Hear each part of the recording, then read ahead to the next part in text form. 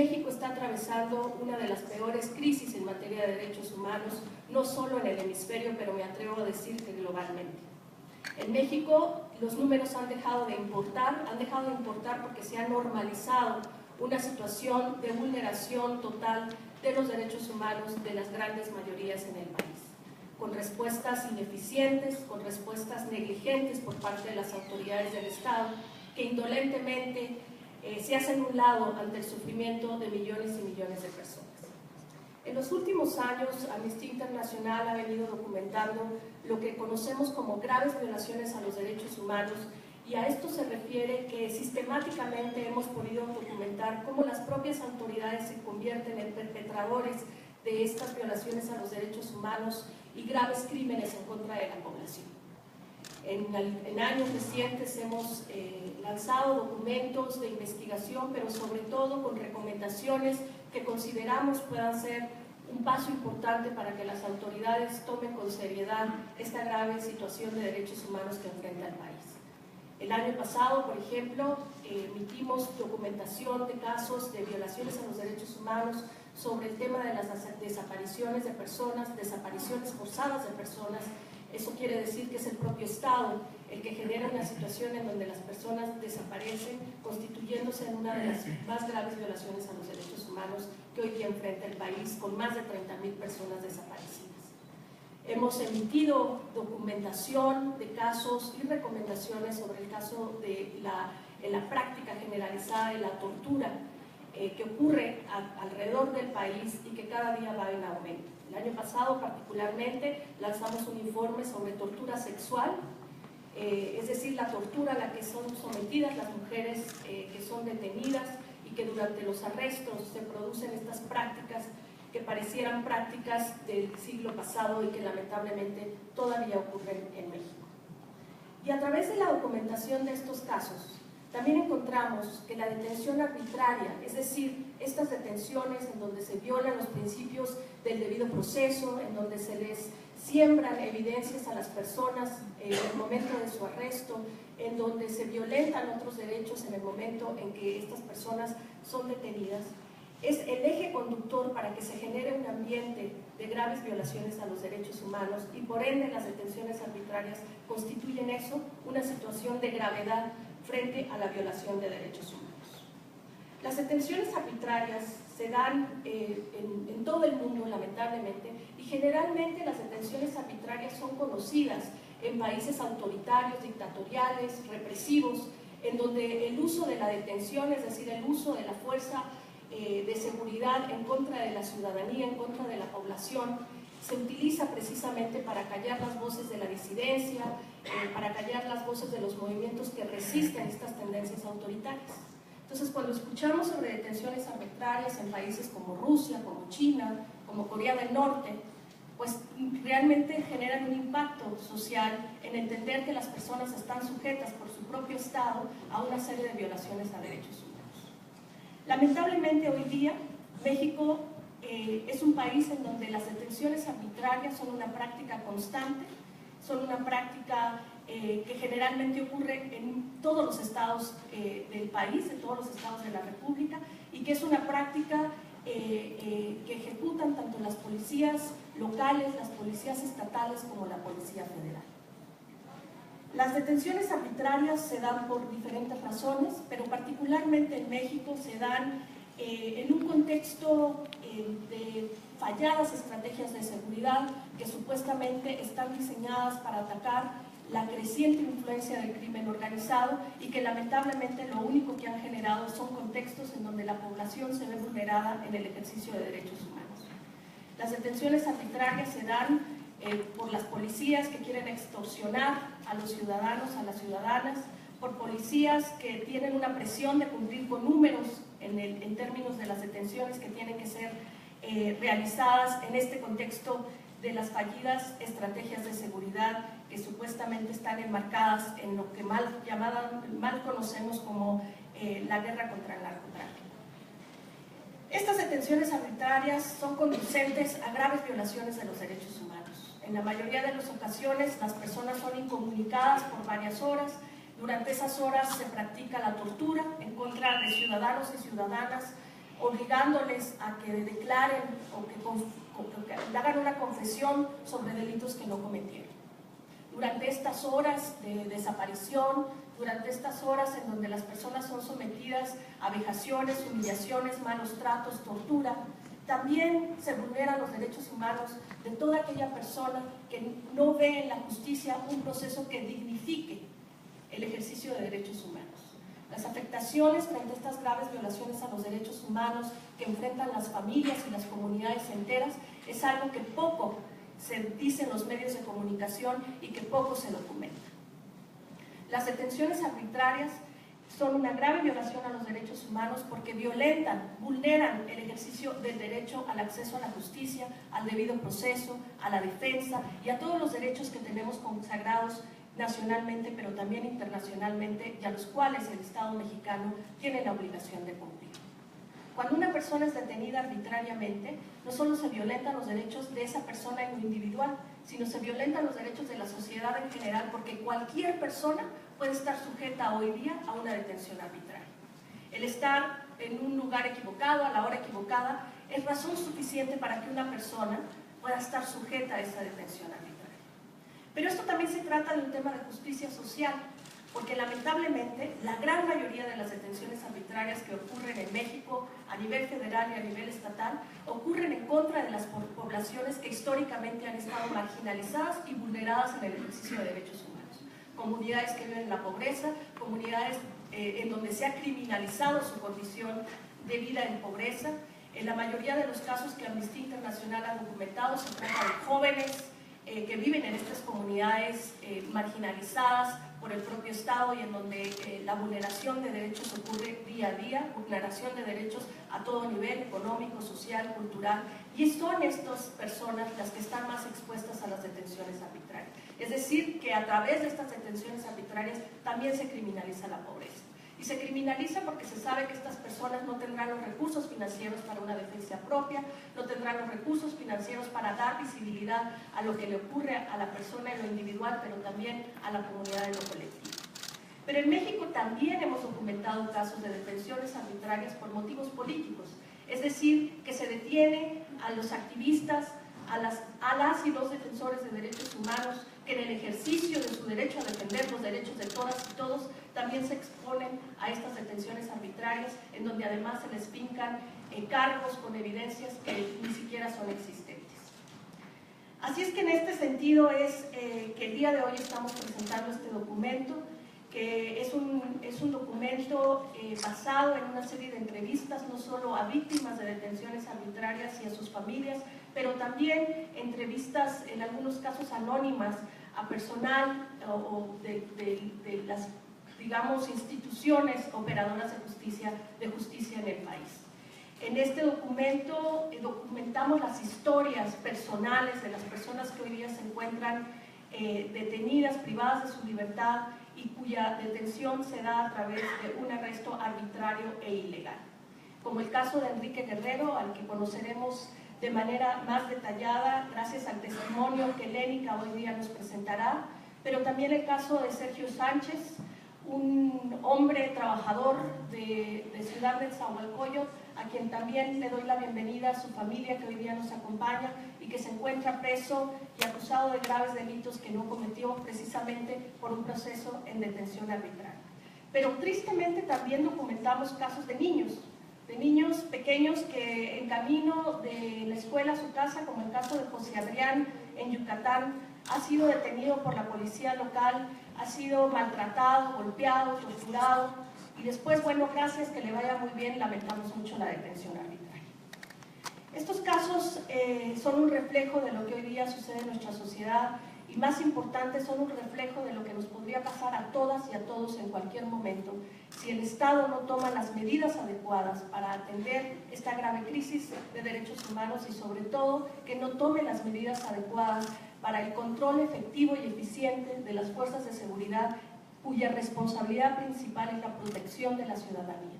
En el momento que las fuerzas de seguridad se convierten en los violadores de derechos humanos, en los perpetradores, ¿qué esperamos como sociedad en general? Que nos protejan nuestros derechos. Así es que les damos la bienvenida y le pasaría yo la palabra a Carlos Azueta para que nos pueda reseñar los hallazgos de esta investigación.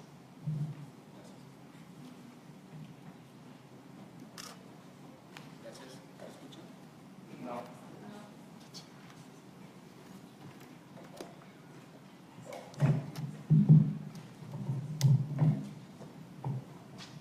Gracias. Como decía Erika Guevara, desde Amnistía Internacional hemos documentado casos sobre México durante muchas décadas. En casi todos estos casos existe la constante de que hubo una detención arbitraria en algún momento de la historia de la persona, de la historia de la violación de derechos humanos que se cometió. Es el caso en las detenciones que culminan con largos procesos injustos mientras las personas están en prisión. Es el caso en todos los casos de tortura, en los casos de desaparición forzada, etc. Entonces, desde la organización decidimos dar una mirada más profunda, una mirada más cuidadosa al fenómeno de las detenciones, porque son la puerta que abre paso a las otras graves violaciones de derechos humanos y a otros procesos de injusticia en el país. Esta investigación está basada en la experiencia de la organización durante décadas de trabajo en el país, también en entrevistas a profundidad con 25 operadores de justicia en el país que hablaron con nosotros en confidencialidad, hablaron abiertamente y que cubren un gran espectro de los operadores en el país, por ejemplo, desde personal de la Suprema Corte de Justicia de la Nación, personal de ministerios públicos locales, jueces federales, jueces locales, personal de tribunales superiores de justicia, policías, etc. Estas entrevistas nos permiten acercarnos a otra visión de la práctica de las detenciones en México, una visión desde los funcionarios públicos, que además son muy claros al señalar que las detenciones arbitrarias son cotidianas en este país. Ninguno de los funcionarios entrevistados se veía sorprendido por la práctica de las detenciones, por la práctica de la siembra de evidencia a los detenidos, por los informes policiales que muchas veces contienen hechos falsos, imprecisiones, incluso imprecisiones en las fechas de detención, en los policías que intervinieron en la detención, en los objetos que se encontraron, como es en el caso del informe policial del caso Enrique Guerrero, que tiene imprecisiones absurdas, hechos inventados, etc. Y todas estas entrevistas nos permitieron conocer que los funcionarios reciben esas detenciones, que el sistema de justicia no las procesa, no las filtra, no limpia el sistema de estas primeras violaciones de derechos humanos y que permite que las personas sigan en procesos y sigan detenidas a pesar de que hayan sido detenidas arbitrariamente. Además, no todas las detenciones arbitrarias, desde luego, llegan a un juez. Hay algunas detenciones arbitrarias que no llegan ni siquiera al Ministerio Público, sino que son personas que son aprehendidas en algún momento de su día, en algún momento cotidiano, y después son sujetas a otro proceso, por ejemplo, extorsión, y son liberadas, y esas detenciones ni siquiera son registradas por el sistema. Nos preocupa mucho en este sentido aún el uso de la fuerza en el país. Sigue siendo constante el uso ilegal o el uso desproporcionado de la fuerza. Las autoridades policiales no tienen aún reglas claras, hay algunos protocolos de uso de la fuerza que son insuficientes, se necesita que haya una ley de uso de la fuerza. Las facultades de uso de la fuerza pueden afectar tanto a la población que su base no puede ser un protocolo ni una orden de autoridad administrativa, tiene que estar claramente regulada por una ley que se apega a los estándares de derechos humanos. Tienen que tomarse medidas claras en contra de la impunidad. Nosotros usamos en este informe solamente 6 de los muchos casos que conocemos, pero elegimos 6 casos que muestran patrones distintos y muestran distintas aristas de esta realidad de las detenciones arbitrarias, y en esos 6 casos, como en muchos otros, hay una completa impunidad. Los policías aprensores no son investigados, hay algunas sanciones administrativas en algunos casos, no en estos 6 por cierto, pero no hay nunca una investigación seria, no hay nunca consecuencias reales para quien detiene arbitrariamente en este país. como decía, las detenciones abren la puerta a violaciones distintas de derechos humanos, como la tortura, las desapariciones forzadas, las ejecuciones extrajudiciales y la detención prolongada en juicios injustos. En ese sentido, nos preocupan las declaraciones de altas autoridades que se han hecho recientemente de cara a hacer críticas al nuevo sistema de justicia penal y decir que el sistema de justicia penal permite la salida de delincuentes, cuando en realidad lo que se tiene que hacer en cada caso es analizar cada caso. Lo que no están diciendo las autoridades es que antes de que salga cualquier persona hay audiencias, y si en las audiencias los fiscales demuestran con pruebas y con argumentos que una persona tiene que seguir en prisión, seguirá en prisión, pero no se puede simplemente renunciar a un proceso legal que garantizaría justicia porque las autoridades no pueden o no quieren hacer su trabajo adecuadamente. Finalmente, esperamos que este informe contribuya a hacer cambios en el país. Hay una serie de recomendaciones que después hablaremos en la mesa, pero esa es, digamos, a grandes rasgos la idea general del informe. Las detenciones son comunes, son cotidianas, las realizan todos los cuerpos de policía de todos los niveles y permanecen en completa impunidad. Gracias.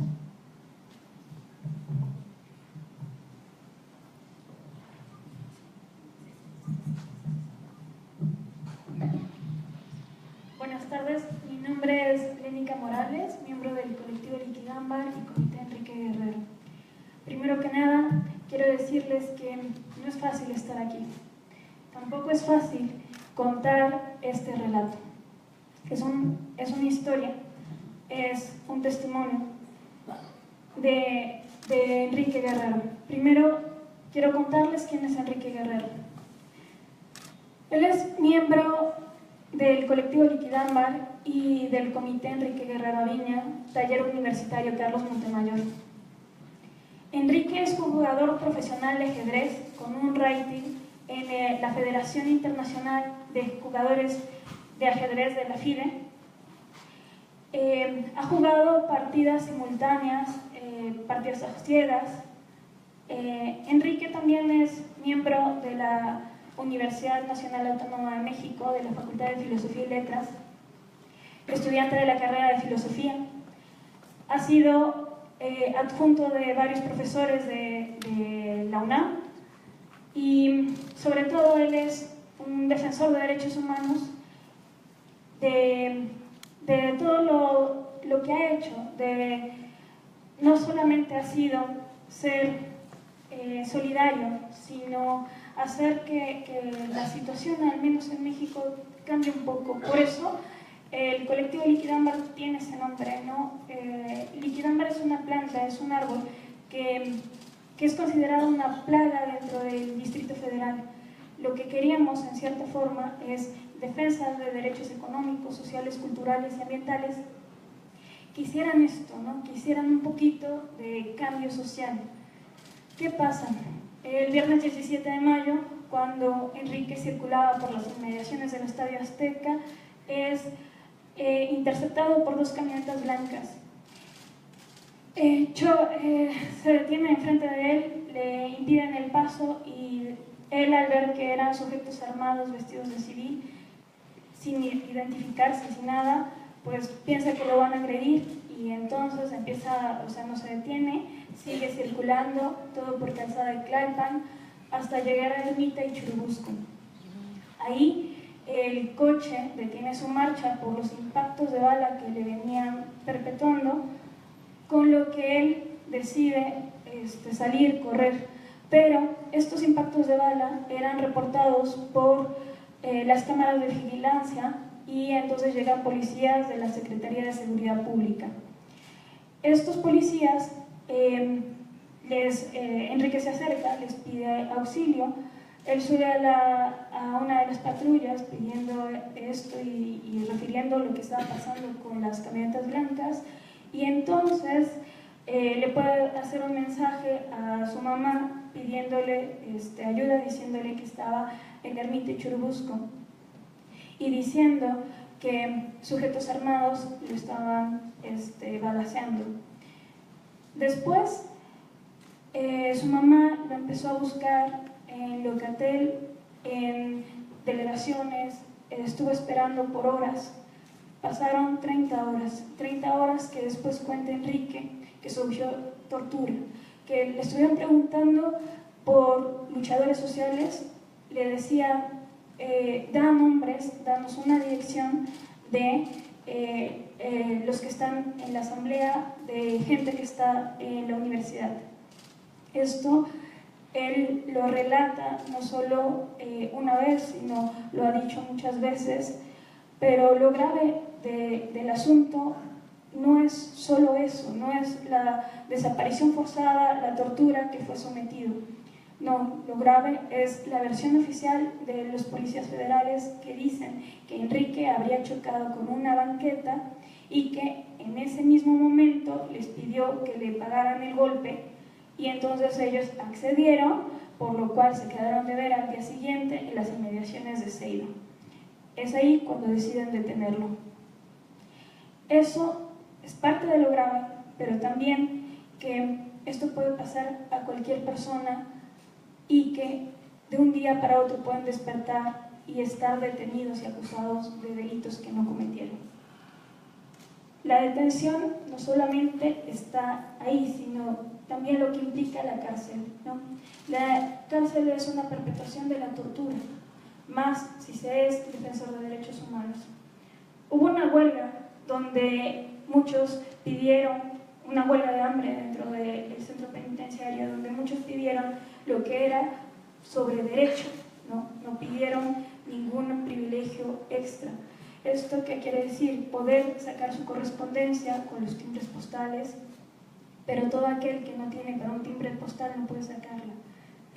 Derecho a la agua, a comida digna.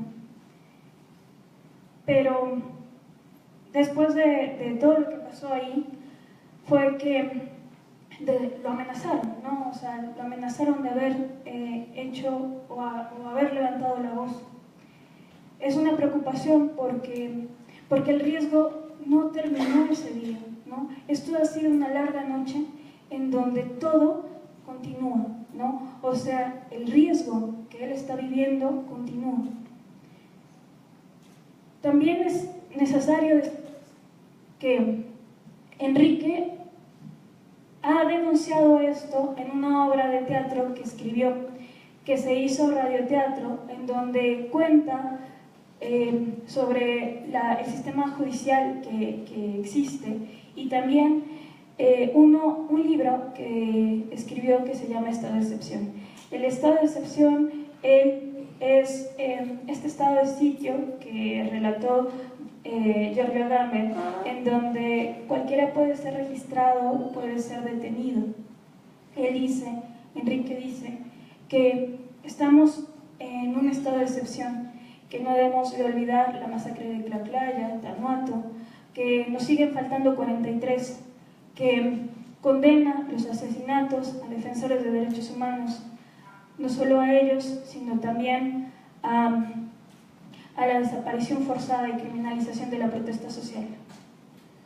Pues solo resta decirles que no se queden callados, que alcen la voz y que esto no es fácil, pero tampoco es fácil vivir como vivimos. Gracias.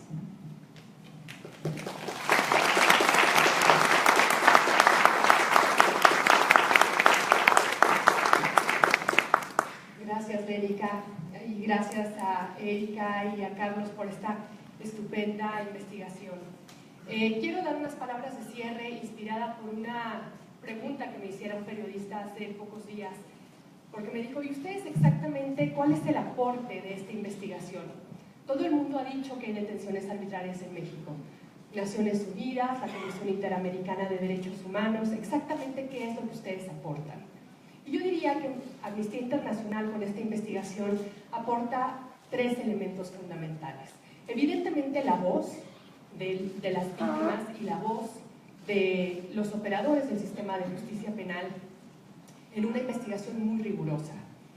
Y no quedarse calladas, aunque otros hayan dicho lo mismo de manera distinta, es indispensable indispensable en un contexto donde hay que reiterar una y otra vez que hay cosas y hay violaciones a los derechos humanos que siguen ocurriendo.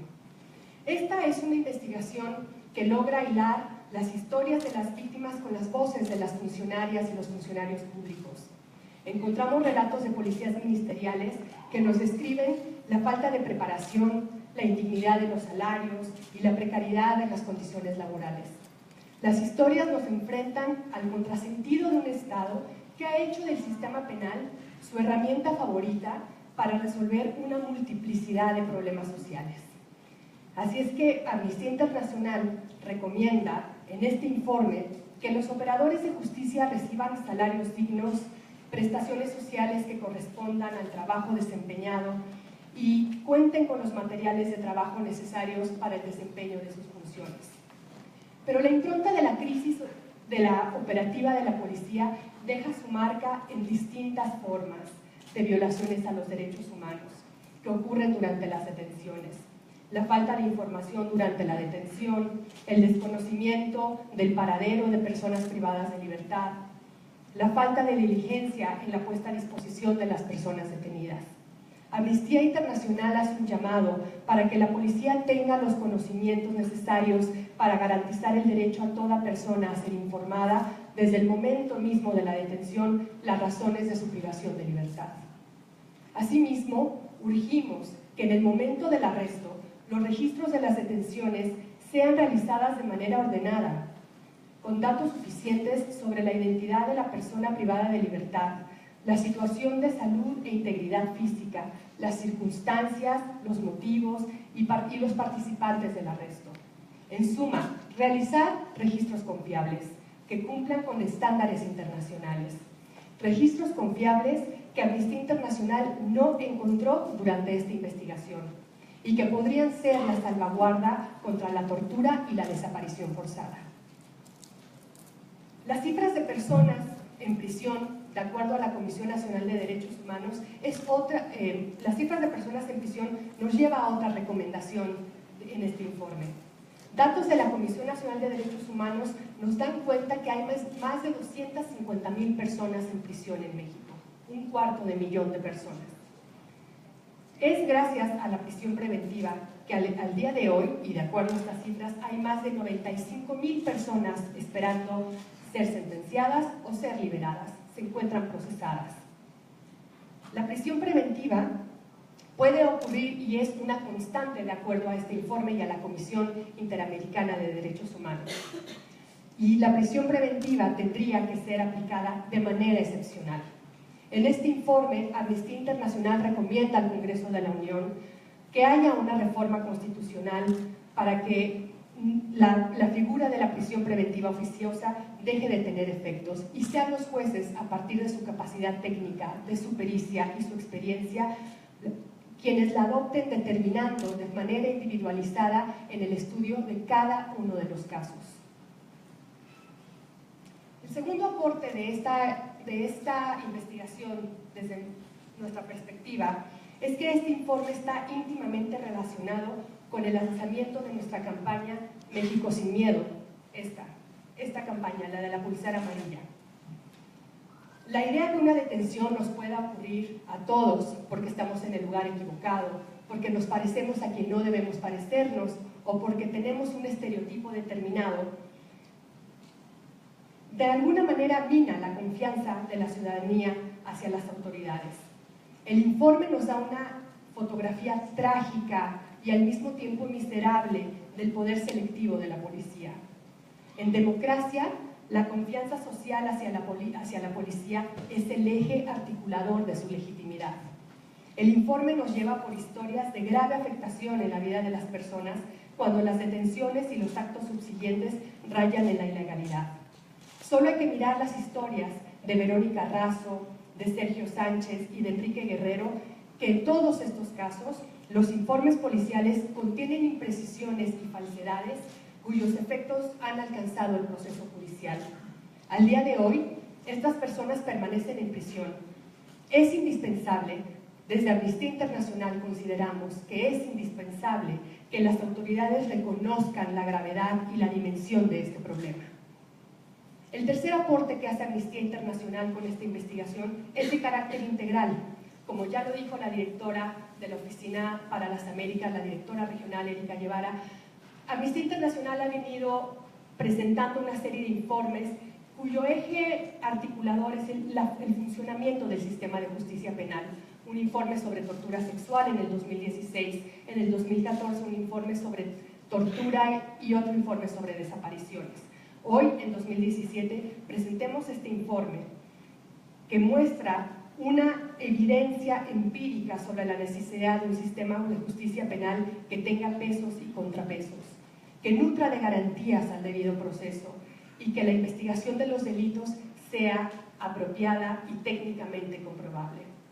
Hoy, que se pone en duda una narrativa pública, que existe una narrativa pública sobre el excesivo garantismo del sistema de justicia penal, Amnistía Internacional ofrece con esta investigación y con las presentadas durante el 2014 y el 2016 la evidencia empírica indispensable para afirmar que necesitamos una cultura jurídica distinta, que necesitamos unos operadores de justicia dignos y diferentes para garantizar el éxito del sistema penal.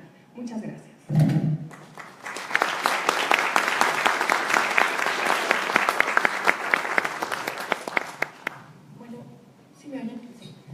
Muchas gracias a todas y a nuestro panelista también.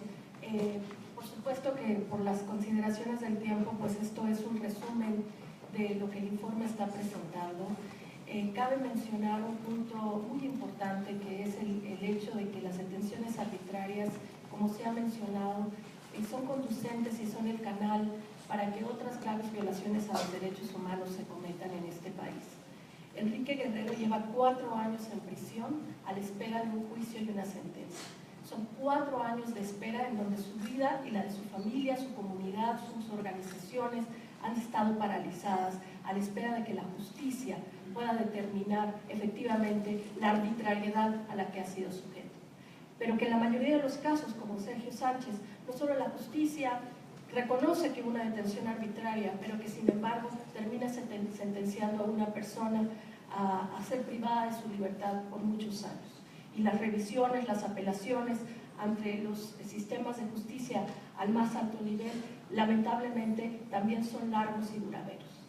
A veces Amnistía Internacional, como a muchas otras organizaciones de derechos humanos, nos preguntan que por qué nos enfocamos en defender a lo que llaman los delincuentes y no a las personas de a pie, a las personas comunes y corrientes, las que van todos los días a trabajar, las que toman un autobús para llegar a la escuela, las que venden cosas en las calles, etc. Y solo quiero recargar y recordarles que así es.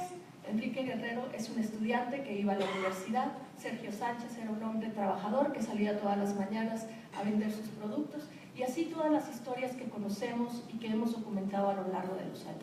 Se trata de gente común, de pie, como las que a veces nos reclaman, no estamos prestando atención. El Estado de Derecho es precisamente lo que como sociedad decidimos que nos iba a organizar para poder vivir en un contexto en donde el pleno ejercicio de los derechos humanos sea central y fundamental para alcanzar la dignidad y la justicia en la vida individual y colectiva de nuestras sociedades. En el momento en que ese Estado de Derecho se corrompe, se rompe, y es el Estado el que perpetúa estas violaciones a los derechos humanos, en ese momento dejamos de tener el bien más preciado, que es esa dignidad y esa justicia que todos tenemos que alcanzar. Quisiera yo abrir el espacio a las colegas y los colegas de los medios de comunicación. Tomaré algunas preguntas seguidas para que los panelistas puedan entrar en diálogo. Por supuesto que también abriremos el espacio a nuestro público en general para preguntas, comentarios, pero entiendo que los colegas de los medios tienen que salir corriendo en algunos minutos para preparar sus notas, así es que les agradecemos la paciencia y la espera. Tenemos un par de micrófonos de un lado a otro, así es que si por favor nos pueden indicar quién tiene alguna pregunta.